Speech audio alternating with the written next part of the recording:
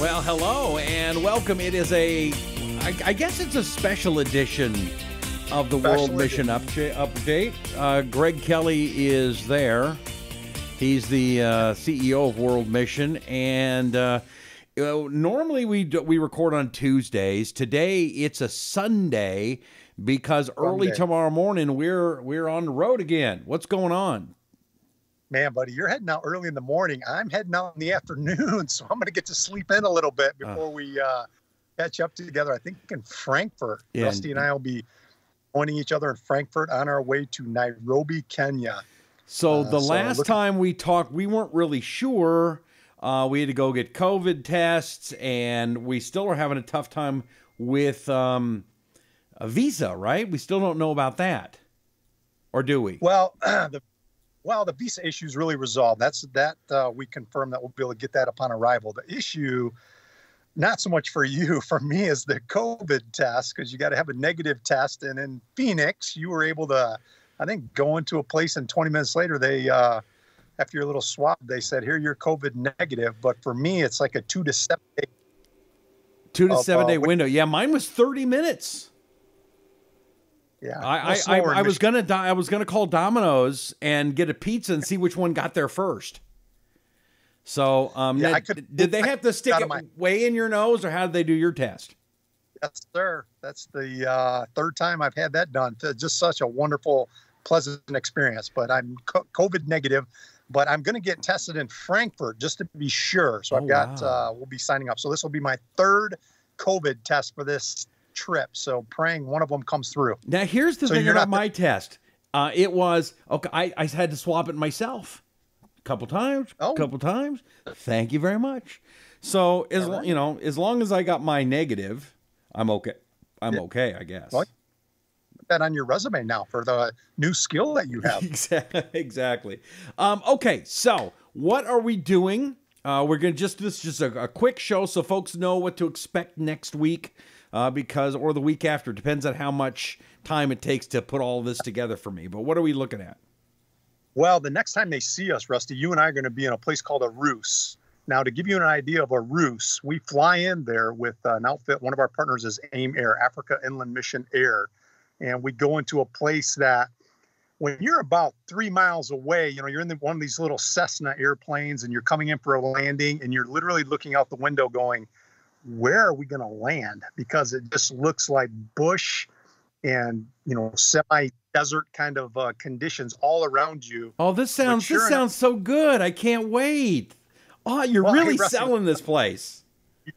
The last time that I took off from this runway, we had to abort 3/4 of the way. We're just about ready to go off the ground, and our pilot aborts because a camel ran out in front of us. Oh, so good. I didn't tell you that until after you committed to this trip. Yeah, no, you forgot that one. The camel got in the way. That's good. So we aborted, and no problem. So, but we were going to a roost, and I'm not kidding you. I talked to another pilot who's with another mission aviation organization, and I told him that we're going to a roost, and he goes, "Where?" Now, keep in mind, this is a guy who for 15 years is flying all over Kenya, and he had no idea. He could not have pointed to a roost on a map. He wouldn't believe me that I said there was an airstrip there. And so I assured him that I've been there 20 years in a row, and that there is a strip. But it just gives you an idea of how remote it is. And that is among the Pokot people. So our first podcast with the World Mission Update will be in a roost among the Pokot people. So it's kind of a place that really, I've been at World Mission 22 years, and the Pokot really are near and dear to my heart because they're the ones that really put the burden in my heart for Unreached, where you really saw, for me, the first time, the discrepancy between people who are in Kenya and the Pokot. And so it just launched us into this whole focus of unreached people in all of northern Kenya. Wow. Okay. So this is exciting. We're going to be hanging with Pokots. Who else are we hanging with? After we visit the Pokot in a roost, then we're going to get back in the airplane after we stay overnight, and we're going to go to a place called Lodwar, which if you look on a map, you'll see it right near Lake Turkana. Lake Turkana is this is a kind of a mouthful here, so follow me. Lake Turkana is the largest permanent desert lake in the world. So the Turkana people live all around it, the east side, the west side, all around. And it actually goes up into Ethiopia, which we won't be going up into, but we're visiting all around Lodwar and the Turkana people. So that's going to be stop number 2. Okay. Are we doing is this a lot of stops, or are we doing just like 2 stops? We'll stop in Arus, Pokat, and then we go up to Lodwar. We'll be with the Turkana people. We're actually going to, this is interesting. Yeah, go ahead. Because I, for folks who may have missed the Bangladesh trip, there was one time where I lost it, and you said, that's it, I'm done. I can't keep up with you people. I'm getting a real hotel. Now, you have warned me there's one place I'm not going to like, right? Yeah. Arus is, you're not going to care for a lot. It'll be the hardest of all the places, but the issue with Arus is there's only one option. So the next options in Arus are Pokat huts. Okay. So it's a big up Pokat hut, and I think you'll be pleasantly surprised. I'm trying to one of those things of undercommit and over-deliver. Okay, good. That's my Because now I've been to Africa before. We've talked about this in past shows, but there's one place where I was. It's called Juba, and rooms were like $250, $300 a night. So I'm thinking, man, this is going to be sweet. And because in Africa, $300 a night hotel, nice. And it was, well, I was going to say the most horrific place, but that has now gone to the number 2 spot from the one in Bangladesh that you tried to get me stay in. I mean, but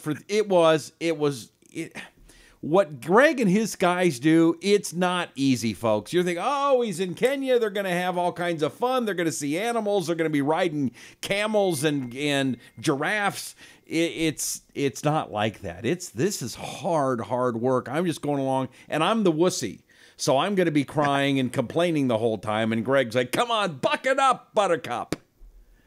You'll be fine. The fun thing about the Pokat and the Turkana, although we'll visit both places, they are like, and I think I've shared this before on some past episodes, it's kind of like the Hatfield and McCoys on steroids. Ooh. They don't get along great. So for us, a lot of our work among the people groups is to really try and bring them together. So there's Pokat evangelists reaching Turkana and vice versa. We're actually going to be visiting a place that we want to plant a church that's right on the border. They kind of refer to it as no man's land between Pokat and Turkana. And you and I are going there. We're going to pray over the land. We're going to meet the evangelists who are doing ministry there, and we'll put some treasures in their hands. So that's going to be a lot of fun. And we're going to be hanging out with the Hatfield and McCoys of exactly. Kenya. Nice. Yeah. But then we're not done. Not done. Lodwar. Okay. After Lodwar, and we get to go to the eastern part or northeastern part of Kenya. So the Pokat and the Turkana are primarily animist. And what I mean by that is they don't necessarily they're not Buddhist, they're not Hindu, they're not Muslim. Although Islam is creeping into some of those areas little by little, but they're animists. So that means they worship their ancestors, they worship the trees, they worship the animals and things of that nature. Now, as we go east over to near the border with Somalia, that's where Islam is really entrenched in Kenya. And we're doing a lot of work with people groups called the Borana, of course, the Somali, the Munyayaya, the Gabra. Those are all people groups where Islam has actually been established. So we'll be visiting a place called Garissa, which is a town that has a very strong Islamic presence. And we'll be meeting some of the national leaders there.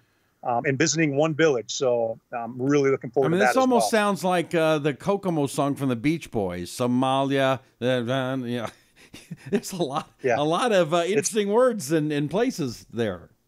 Well, we've talked about the Munyayaya before. My story with the Munyayaya, Rusty, is that it's a Muslim group, and of course we distribute the solar-powered audio Bible, and we did Munyayaya recording. That was the first time in history that Munyayaya was available in audio. Wow. And we sent it to the people. They were so excited to get it. But after about a month or two, we checked in. We said, how's it going? And they said, we can't use it. And we were like, what do you mean you can't use it? Is it good? Is the accent clean? And they said, no, the accent's wonderful. The issue is that if we distribute this, the guy who recorded it will be dead. because it's so good. They know who it is. Oh, wow. And so it exposes, that gives you just an idea. So we actually received it back. We re-recorded it using kind of digitally altering it. Didn't quite sound like the Chipmunks, but it was taking the guy's same voice and just altering it a little bit. And they've been distributing hundreds of units, but it just gives you an idea. It sounds ridiculous. I said we had to stop distributing Munya Yaya because they were literally going to put a death sentence on this guy's life. It's just unfathomable almost. But we are going to meet some of the most precious saints that are going into these communities despite the great persecution, especially those serving among the Somalis. Very inspiring. So we'll get to meet them all. Wow. Well, it sounds like it's going to be a great trip. I can't wait to bring this to everyone via the World Mission Update. So if you would please subscribe to the World Mission Update right now. And as a matter of fact, set notifications so you know when the next show's coming out, because it's going to be beautiful. We're going to have all kinds of, not only the people and the treasures, but the land and the animals, and it's going to be something amazing. So if you would please hit the subscribe button, subscribe right now, and hit the notifications so that you know when the next World Mission Update is available. But Greg, if you would please tell everybody how they can help out. Yeah. We just need you to pray for us. Rusty and I are going alone. We'll be meeting some of our national partners there, but that's really one of the great things you can do for us as you partner with World Mission and us at the World Mission Update. Be praying for us, but just connect. I think that you're going to be really encouraged, inspired by these next few weeks as Rusty and I. Part of the reason we're going there is to capture the field and bring it back to you. So share this with your friends, your family. Be encouraged and pray about how God would use you. Go to World Mission's website, worldmission.cc, if there's ways you want to connect with us in greater ways, whether it's helping us send water filters or treasures. We love partnership, and we appreciate you for listening. It's great. We sure do appreciate you. So please go to worldmission.cc. That's worldmission.cc, where you can hang out and help out. And again, hit the subscribe button and be notified when the next show is coming up, because we're going to be in Africa. So until then, we'll see you in Africa next time. I'm Rusty Humphries, and he's Greg Kelley, and this is the World Mission Update.